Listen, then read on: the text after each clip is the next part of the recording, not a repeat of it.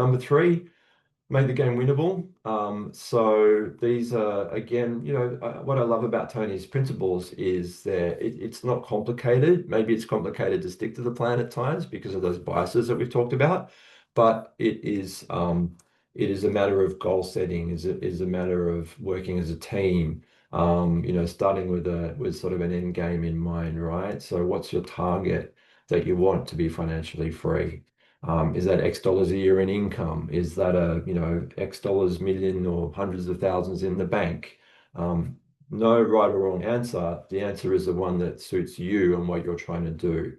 And then you work backwards from there. You reverse engineer it. Okay, if we want to get there, X time in the future and X dollars, etc., break it down into smaller steps and make it step by step. And then you build a plan around that trades off sacrificing now for the future versus also enjoying time along the way.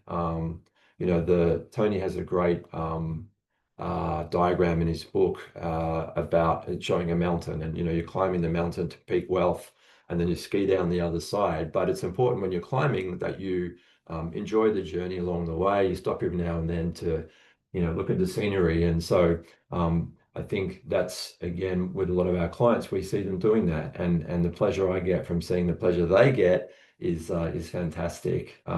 Steady progress, not perfection. So I say this to my kids sometimes. I say, but at least you're doing something. It may not be perfect. Perfect can be the enemy of good in so many things. And so small actions. Sorry that this menu thing keeps popping up. Small actions compound over time, right? And it's good to stop and celebrate and just go, pat yourself on the back. Great job. I saved X dollars this month, or I managed to renegotiate my electricity contract, and that savings is now going into my super, and I'm getting a tax benefit, or I'm just accelerating my mortgage repayments. So I like to say that momentum builds momentum, right? The more you have those incremental changes, the easier it is or improvements, the easier it is to keep doing it. It's like, not just with financial, but it's everything. If you go to the gym, if you exercise, if you do something, and the more you do it, the better you get, the more you want to do it in most cases. Same with making the game winnable and your financial path and your wealth generation. So a big part of making that as likely to succeed as possible is things like automation, and some of the recent blogs that I've written talk about automating that program, automating it so that it runs in the background. You don't have to make a conscious thought about, let's say you set your savings target, you know what that is in dollars. How are you going to implement that? And so a simple thing might be salary sacrificing additional money into super.